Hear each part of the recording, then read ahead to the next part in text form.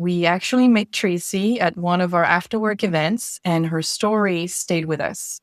Originally from a small town in Northeast China, she's been living in many places since being a teenager, from Shanghai, Hong Kong, Vancouver, and Toronto to New York. And as she grew her career in private equity sales, she also expanded into coaching and somatic work, helping women navigate change from the inside out. So today we're getting real about what it actually means to reinvent yourself abroad, not just your LinkedIn, but your identity. Tracy, we're really happy that you're here. So let's get into it. And I hope this introduction was correct. Yeah, thank you so much for the beautiful introduction. I'm so glad to be here. Yay. Okay, so let's start with the first question that we have for you. You told us that you moved to many different cities across the globe, starting a young age. What pushed you to leave, and what did that transition feel like emotionally? Yeah, so I left home when I was 16 years old. So the interesting thing is each time when I move to a new place, I give myself 3 months to try to see what happened. And so a lot of my relocations were sparked by an unexpected opportunity. At first, I didn't know how long I would stay, so I gave myself 3 months to try. And then after 3 months, sometimes I really liked the city. So I ended up staying there for more than 3 months, sometimes a couple of years. So initially, it was sparked by opportunity to go for a better education, and then so I moved to Shanghai and then Hong Kong for a master degree. And I think one of the biggest transition I experienced was when I was 29 years old. At that time, I was going through a lot of major life transitions, including a divorce, death of my grandma, financial losses. And at that time, I just wanted to take a break. I wanted to get away from everything. So that's when I decided to move from Hong Kong to Vancouver. At that time, I thought it would just be a 3 months vacation, and which ended up to be a 4 year spiritual journey. That's where I began to discover my true calling as a somatic practitioner. And today, I also help other people to do the same, to really help them navigate the emotional side of relocation so that they can feel more at home no matter where life is taking them. Amazing. Yeah, that's really amazing. And also it shows like your resilience and strength having gone through all of these things and then finding it within yourself to not only move to a new place, but also build a new life and a new career somewhere else in the aims of helping other people as well. But originally you grew your career in private equity sales, which as someone who works in financial services myself, I know that tends to be very male dominated work field. So how did you navigate that emotionally being a woman in a field like that? And how did that impact maybe also the work that you do today? Yeah, I love that question. So I think that's also one of the biggest change I've experienced in my relocation journey. So before I moved abroad, I was mostly just trying to prove myself by getting a good college degree, landing a high-paying corporate job, and getting married before 30 years old. At that time, I was really ambitious and driven. So I feel like financial sales or private equity sales could be a good space where I can grow my career, make more money, and have a really good job title. So I've really worked really hard to get to that place until, like I said, when I was 29 years old, a lot of things have changed in my life. And so that's also when I moved abroad and transitioned from corporate to remote work. And so that really gave me a lot of space, like mental space, emotional space to really discover who I truly am. What do I truly want out of my life beyond other people's opinions and society's expectations? And it took me really 4 years to complete that inner transformations to really shift my mindset from being career driven, ambition driven to purpose driven, and really start to building something that feels meaningful for me. And so one turning point was when I met some of my best friends in Vancouver at a spiritual meetup. And that was the first time I met someone. I feel this person not just see my title, not just see my identity, this person see my soul. So we had a really heart to heart conversation. And in that conversation, she just said, "Oh my God, you are so good at this. You sound like my therapist." So that was the first time this idea came to my mind. I began to explore this as a new path. So I feel that's really interesting. And then I look back at my journey. I feel like this my innate talents and gifts. Ever since I was young, people always came to me for emotional comfort. And I feel like this is maybe could be a new path I would like to explore. So that's how I slowly transitioned from that financial service into the work I do today, becoming a somatic practitioner. That's a very inspiring story. I think a lot of our audience, we have a lot of women at the club who go through those kind of transitions. So it's really interesting to hear what created that shift. You mentioned that you had this friend that maybe also made you realize things. Do you think that there were other things that make you realize that? Did you have some inner awareness at some point? Was it just your circles around you? Or what made you realize that you needed to make some sort of change? I love that question. So I feel community is definitely a big part of that. I think that's also a lot of women struggle when they just move abroad. You need to rebuild your community, find like-minded people. And especially when I was going through my journey, when I first moved to Vancouver, I didn't know anyone there. And I was working remotely. I didn't know any coworker as well. I never went there for school. So I had to really work hard to build my new community. And that's requires me to really step outside of my comfort zone. And that starts with really connecting with my passion and my interests. I remember I just used this app called Meetup Group, and I was just searching what are some topics I was interested. And then spirituality just came to me. At that time, I was just simply curious and open to see what that is. And I never expect that I would end up meeting some of my best friends there. So sometimes I feel things come to you without you forcing it to happen or searching for it. So that's how when you're really on the self-discovery journey, I feel sometimes the universe will guide you to the right people and right community. So that's the one piece that's really important on this journey.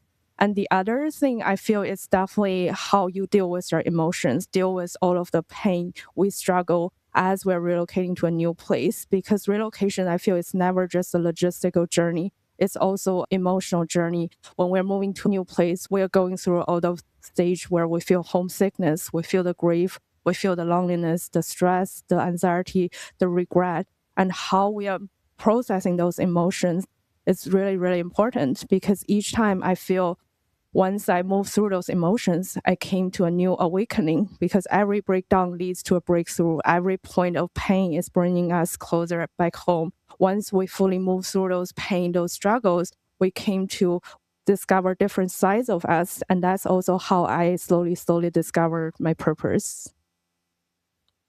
That's really amazing. Thank you so much for sharing that.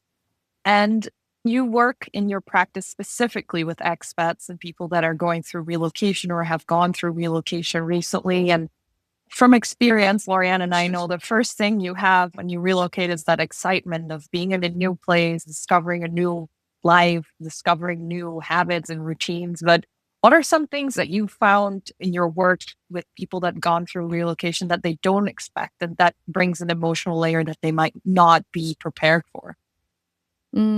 So I feel a lot of this is tied to the expectation we have. So for example, before I moved abroad, I had really high expectations because everyone in Asia, they told me life in Canada is amazing. There is this work-life balance and the living quality is so much better. So I had really high expectation. Until I got there, I realized this is not what I expected at all. I feel like the weather was terrible. It was raining for 10 months in a row. And then I feel really isolated because I miss the convenience of living in a big city. So a lot of these things I didn't expect. I feel a lot of people can relate to that. So how often do we walk into those postcard version of a place? You see those beautiful curated images on social media. People talk about their new life after moving abroad. Seems like everything is amazing. But sometimes we really didn't prepare for some surprises or culture shock you may experience after moving to that new place. So I feel this is really about setting your expectation. It's allowing yourself to have an open mind to surrender whatever comes your way. Sometimes I feel that's easy to say, but hard to do. So a lot of this requires us to be really flexible as well. And because sometimes we try to control things, like we try to prepare for everything before we move abroad. We want to make sure there's definitely a better job there. Or sometimes we want to make sure we're definitely going to meet friendly people. But no, the truth is, no matter how much you try to control the environment or try to prepare, there are always some things that are not in your expectation, not something not in your control. And so I feel this journey is really about focus on the things you can control, let go of the things you cannot control. And sometimes it's really better to just flow with the river, to surrender to whatever comes your way. I like that answer. The next question that we had was about any myths that are about moving abroad. And I think you started to answer that. Maybe the idea of perfection is definitely a myth that, exists. I think it's the same for America. Personally, I had that, American dream in mind where everything is really, nice and sunny and big. And obviously there's pros and cons about everywhere, every country that you're going to go to. Do you think that there's any other myths that exist about moving abroad that women need to let go of? Yeah, so the second myth I think a lot of people have is about belonging. So in my personal journey, I left home when I was 16 years old. And each time I moved to a new place, I was hoping that I can finally settle down. This place can finally make me feel like home. I want to find a place to belong. So I always search for that belonging in a city, in a place, in a community. And for a long time, I had to erase myself to fit in order to be accepted, to adapt to a new environment. Because I feel at that time I felt my belonging have to come from a city or something outside of me. Until at some point of this journey I started doing this inner work, I realized that true belonging is not something we find outside of ourselves. It's what we build within us. So first we need to belong ourselves, really show up as our authentic self, and then speak our truth. And from that place, that's how we can begin to connect to ourselves. And that makes it easier to connect with other people, because when we are really connect to our inner truth, other people can see our light, and that's how the people will feel drawn to you. And that's how we attract like-minded people instead of trying to chase them just to avoid being alone. So I feel that's the second myth about moving abroad. It's really about how you define belonging and how to cultivate that felt sense of belonging in your body, in your heart, so that eventually that can manifest in your external surroundings. And the thing about belonging is also sometimes I think we have this expectation. We expect once I move to this place, we belong to this community, we find those like minded people. But then the thing is, things and people will always change. Maybe you belong to this place in this stage of your life, but after 5 years, you may outgrow it.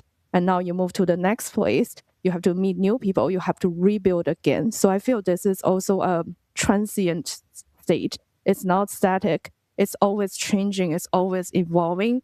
And then the more we can belong to ourselves, the more we cultivate that internal safety, the easier it is for us to accept the transient nature of relationship. Because I think that's another thing a lot of us experience, especially if you move abroad multiple times. Each time when you leave a place, you have to process this grief of letting go of those old relationships, those old friendships, and that's not easy. So it's really giving us our permission to grieve as well, to accept. I would like to dig a little bit deeper into the last point that you made around grief, because relocation grief is a very real thing that I'm sure everyone who's moved abroad can relate to, not just the feeling of leaving the people behind, but also feeling like you're maybe leaving yourself behind a little bit and your life is changing and you're maybe missing out on certain things. So, what does that relocation grief look like? Yeah, so relocation grief, I feel it's never just about missing family, friends, although that's something we all experience. Some people feel this homesickness, but I feel it's so much deeper than that.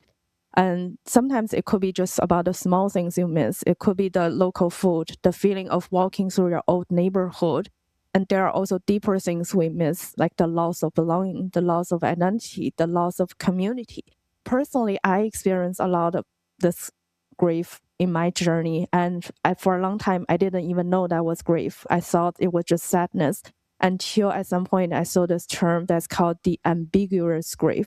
So the ambiguous grief has nothing to do about death. It's about the invisible losses we experience after a relocation, like I just named, the loss of identity and the loss of belonging.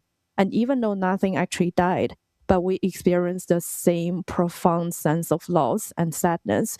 So just naming that, it gives us this permission to acknowledge it. And once we begin to acknowledge it, that emotion will begin to soften. So this is also the work I help my clients to do, to really begin to name, understand those emotions we're feeling, and also find them in our body. Because oftentimes we feel this grief, the sadness, our mind will try to create stories, or sometimes we distract ourselves. But all those emotions are actually sending us good messages. They're showing us where we need to love within ourselves, how we can give ourselves the compassion. And the more we can love ourselves, the more we can love the parts of us that are grieving, the easier it will for them to move through the body. And that's how we slowly can come back to a place of regulation and calmness. Thank you, Tracy, for that answer. I think we can talk a little bit more about the tips, that we have maybe for our audience. And we know that there's a lot of women abroad that feel like they always have to prove themselves when they live in a different country. How do you help someone step off that cycle? Is there any tips that you have on that? So in my work, I study like 5 types of relocation. So we have the first type is the career education move. So I think this is usually when people are trying to prove themselves, they have this pressure to succeed in this new environment because the reason they moved there is they're pursuing a better education or better career opportunity. And oftentimes that can come to a place where it's tied to our self-worth. Maybe there is a part of you that feels like I'm not good enough. So I'm trying to prove myself through those external validation and achievements. And so the first step is to really bring a lot of self-awareness to those parts of us that are feeling we're not good enough. And we also don't want to judge ourselves because the proving part, the part of you that's trying to prove yourself maybe through high achievements or perfectionist, like these are just the survival strategy we use, trying to protect that part of you that feels like I'm not good enough. So in my work, I also use parts work to help women to move through those different emotions, difficult emotions, and work with these parts that are not feeling good, feels I'm not worthy. And a lot of this is again to bring a lot of love, compassion to yourself. Maybe there is a part of you and ask yourself, what do you truly need? The part of you feels like I'm not good enough. What does that part truly need? Often they just need validation. They just need love. They just need compassion. They need acknowledgement. And oftentimes we think those things need to come from other people or through external achievements. What we didn't know is there is actually the other part of you that has the exact antidote to what you need. And some people call that your higher self, your adult self. So that's the part of you that's operating from peace, from love. So in essence, we have this inner pharmacy. We have exactly what you need from the external world because oftentimes what we need from the external world is exactly what we need within us. And the more we can love those parts of us that feel we're not good enough, the more we can connect to the other part that has the love we need, that has the validation we need.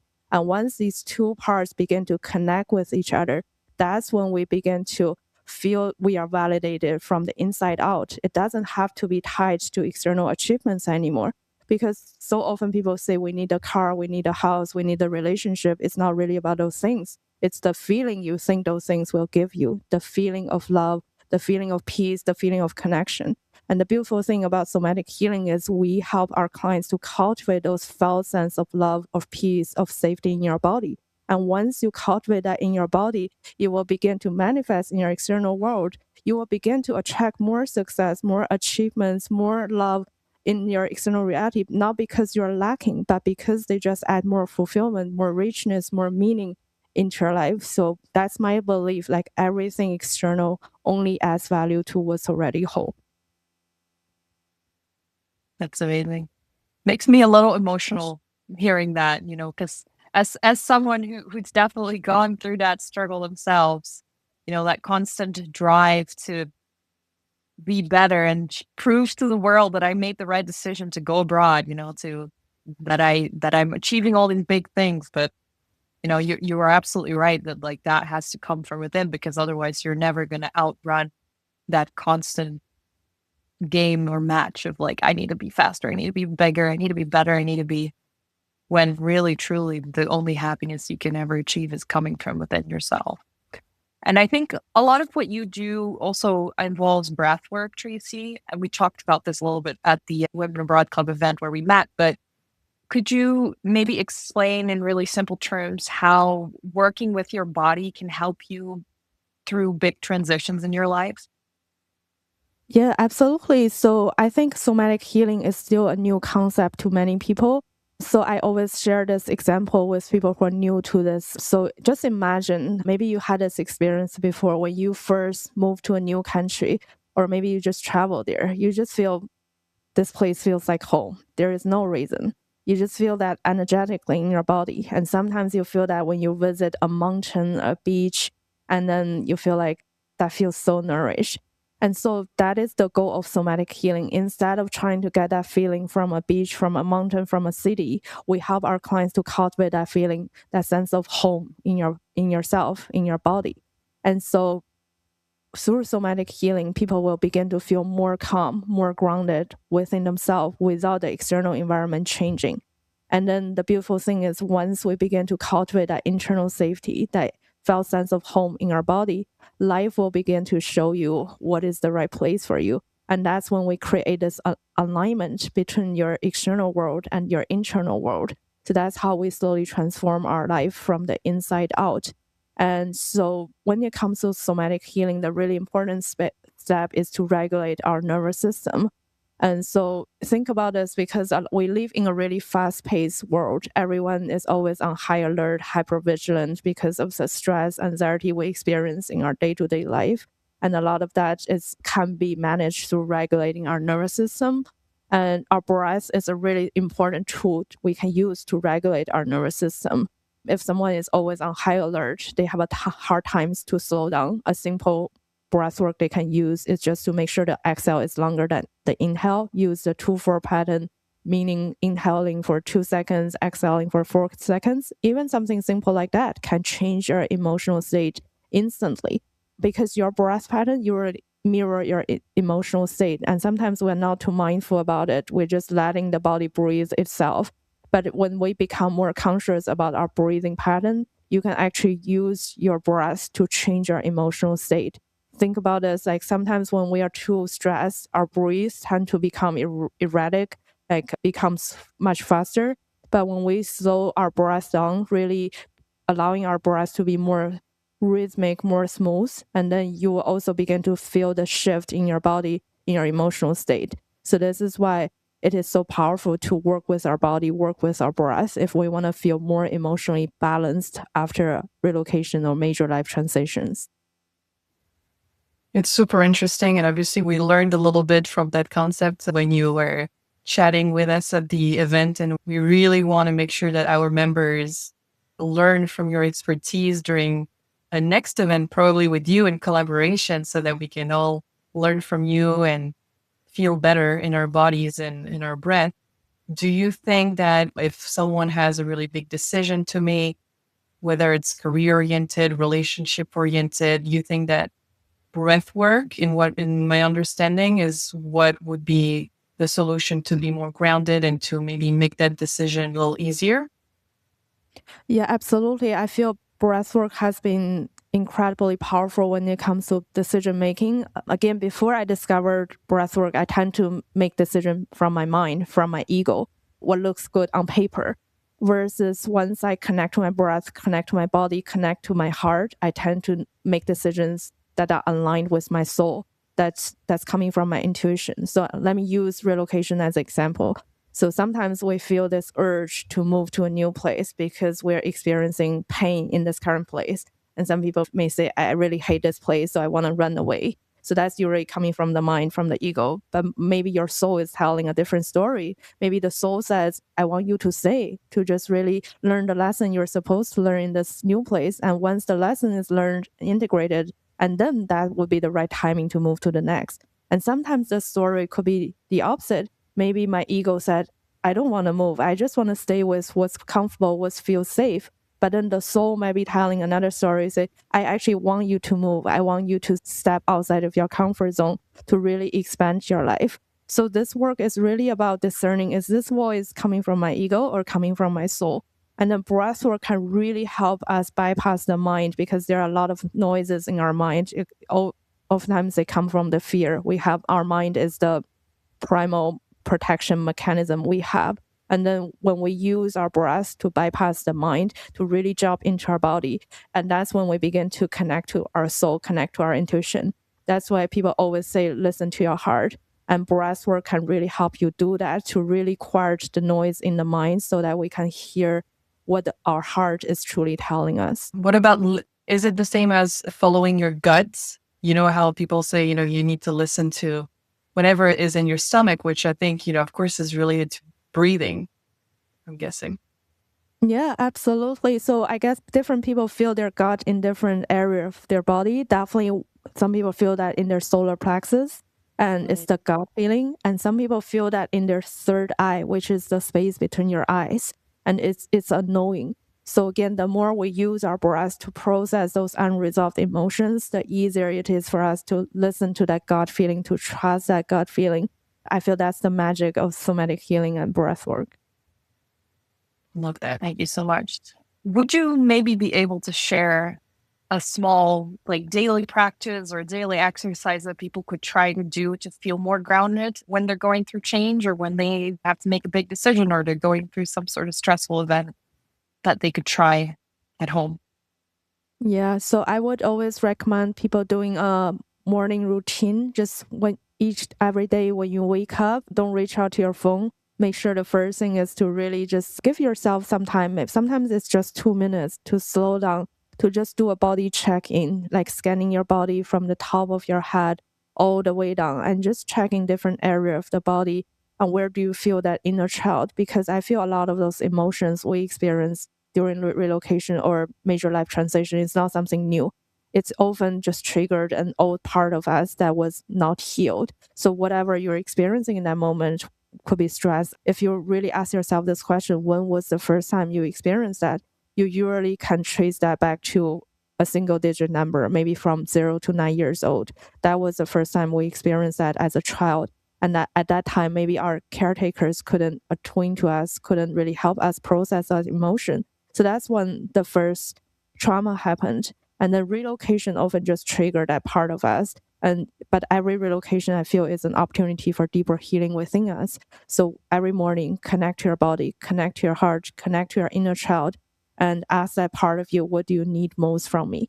And sometimes we think if the pain is intense, then the remedy must be so intense. But sometimes all they need is just reassurance, letting that younger part of you know that I've got you. I'm here for you. I've seen you. I'm here. So a simple dialogue like that could really help soothe those parts of us. And then I think that's what can really help you move through those emotions and become more emotionally stable. Even when life is uncertain, you know that you can always come home to yourself. I'll try to do that tomorrow morning when I wake up. And maybe if we try to super inspiring conversation, if you could give us one powerful message to all the women navigating reinvention abroad, what would it be?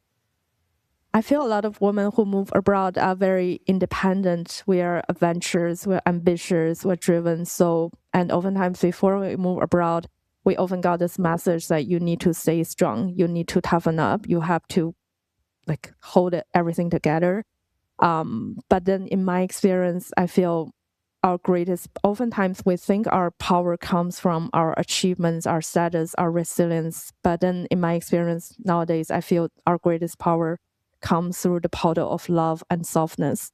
The more soft we can be with ourselves, the more solid we become.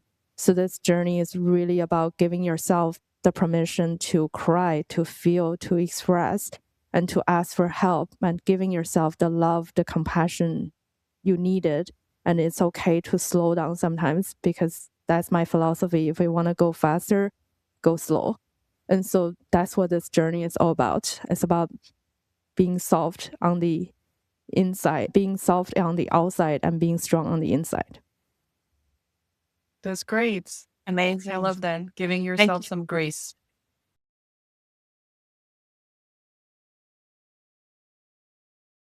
Thank you for that beautiful message and everything that you shared with us today, Tracy. We really appreciate it. For our listeners, I just want to say, if this episode resonated with you, or you can send it to another woman who might be going to reinvention journey herself. Share it, tag us, start a conversation with someone if this is something that you think they might need.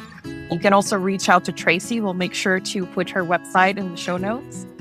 And remember, you're not behind, you're becoming. See you in the next episode.